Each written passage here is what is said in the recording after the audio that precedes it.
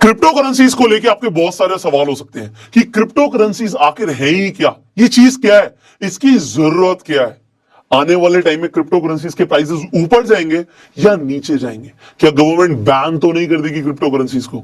आपके बहुत सारे सवाल हो सकते हैं, बट आपको इन सवालों के जवाब के लिए सिर्फ 5 कंसेप्ट समझने की जरूरत है। अगर आपको वो 5 कंसेप्ट समझ आ गए तो आपको क्रिप्टो करेंसीज का पूरा गेम समझ आ जाएगा। और उन 5 कंसेप्ट्स को समझने के लिए आपको 5 अलग अलग वीडियोस देखने की जरूरत नहीं है, सिर्फ इसी वीडियो के अंदर आपको 5 कंसेप्ट समझ आने वाले हैं। तो शुरू करते हैं with the very first concept.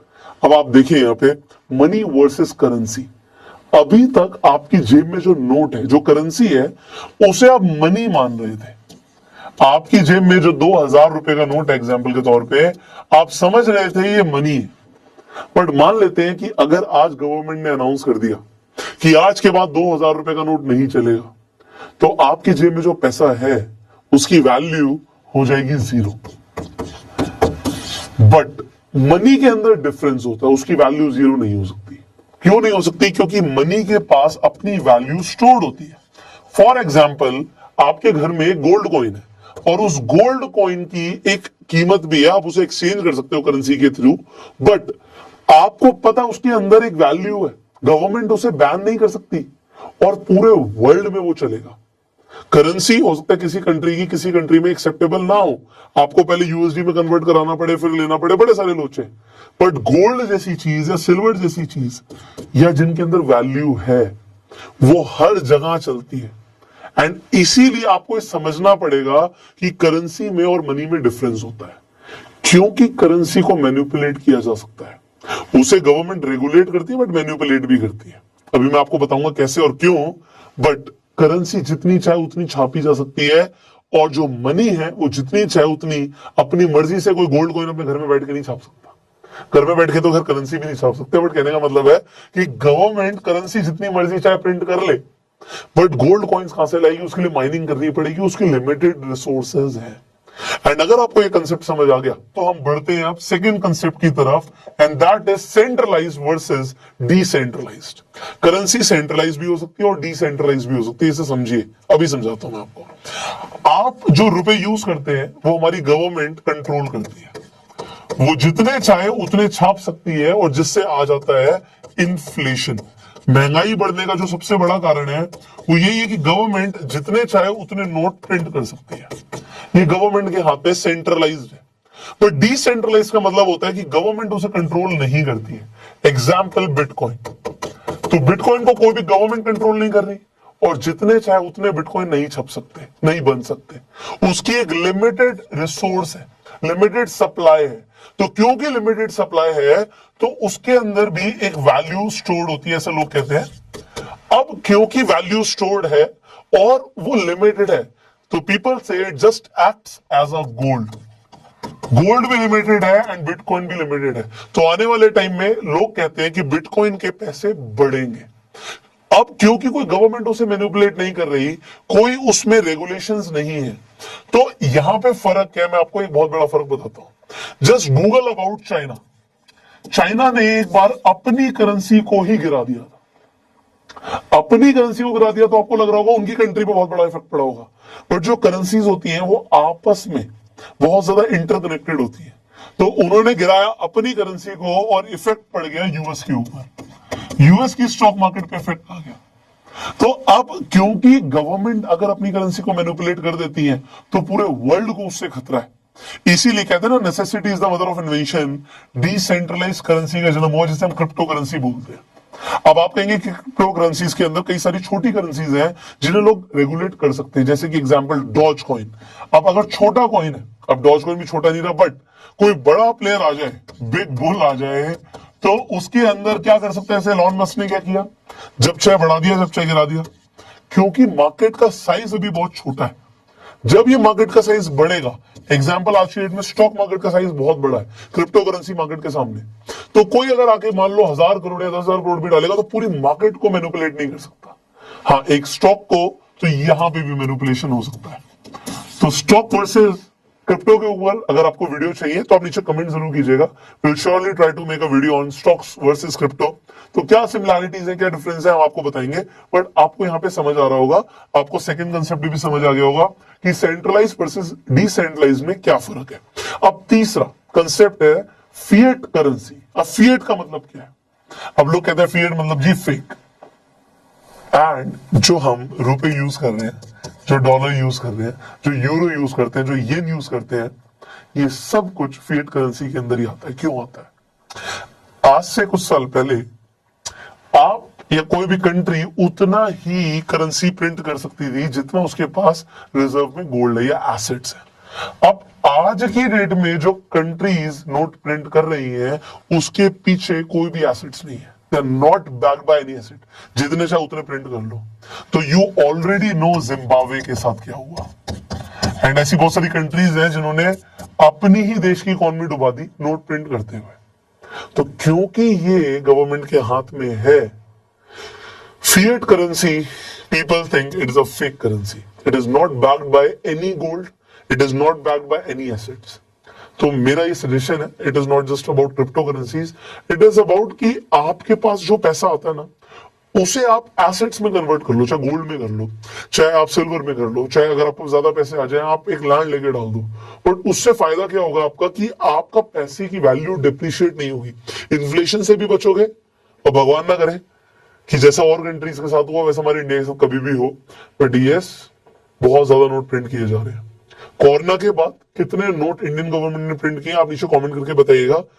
US ने कितने किए, मैंने आपको ऑलरेडी वीडियोस में बताया हुआ है। तो बहुत ज्यादा पैसा गवर्नमेंट प्रिंट करती जा रही है। अब यहां पे फोर्थ कंसेप्ट को समझते हैं, and that is digital versus physical currency. अब डिजिटल वर्सेस फिजिकल, आज से कुछ साल पहले लोगों को पेटीएम पे भरोसा नहीं था। लोगों को लगता था यार इसके अंदर पैसे डाल रहे हैं, पेटीएम भाग गई तो, क्योंकि डिजिटल है। लोगों को लगता था डिजिटल सिर्फ बैंक में हो सकता है, वो भी हमारे स्टेटमेंट में, खाते में चढ़ा हुआ हमें दिखेगा तो हम मानेंगे कि पैसे हमारे अकाउंट में है। वरना लोगों को भरोसा है सिर्फ फिजिकल करेंसी में। अब मैं आपको एक बहुत अच्छा इंसिडेंट शेयर करता हूं। एक आदमी ने बहुत सालों से पैसे जोड़े अपने ऑपरेशन के लिए, इलाज के लिए, और उसने जोड़ के कहां रखे? अपने घर की अलमारी में। बट उस आदमी को नहीं पता था कि उस अलमारी में चूहा घुस सकता है, और उस अलमारी में चूहा घुस गया और उसके पैसे उतर गया। अब आप सोचिए उस आदमी के ऊपर क्या बीती होगी। अब फिजिकल करेंसी होना, आपके हाथ में पैसे दिखते हैं भैया, 50,000 की गड्डी आपको दिखती है हाथ में, और 50,000 रुपए अकाउंट में तो सिर्फ फिगर्स हैं। बट वो 50,000 कोई छीन सकता है, खो सकते हैं, चूहा उतर सकता है, चोरी हो सकता है, कुछ भी हो सकता है। But digitally now people think it is safe. पहले लोगों को नहीं लगता था, पहले लोगों को डिजिटल पे भरोसा नहीं था। But crypto currencies are totally based on digital technology. ये टोटली डिजिटल है, वो कहीं आपके हाथ में नहीं आएगी। बिटकॉइन का कॉइन आपने बहुत बार देखा होगा, बट वो आपके हाथ में कभी नहीं मिलेगा। It is digital form of currency. तो डिजिटल फॉर्म ऑफ करेंसीज की क्यों जरूरत है, आपको समझ आ रहा है। अब अगर आप क्रिप्टो करेंसीज के अंदर इन्वेस्ट करना चाहते हो, तो इस वीडियो के एजुकेशन पार्टनर है CoinDCX Go, जिनके प्लेटफॉर्म पे जाके आप सिर्फ 10 रुपए से भी बिटकॉइन खरीद सकते हो।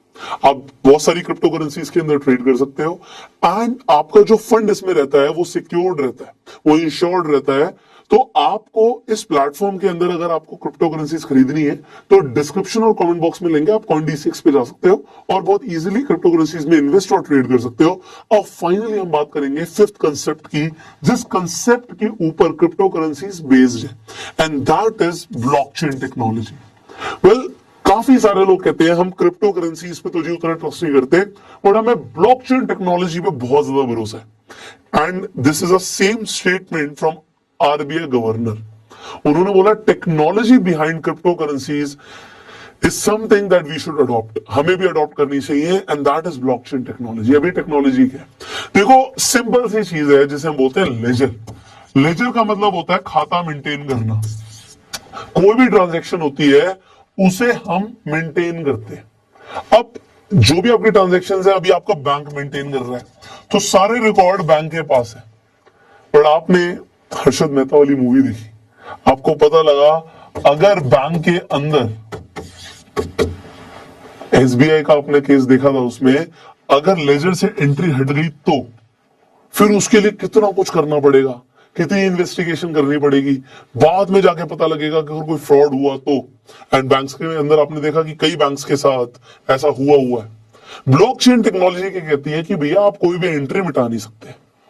यहां पे क्या है कि people have their own computers.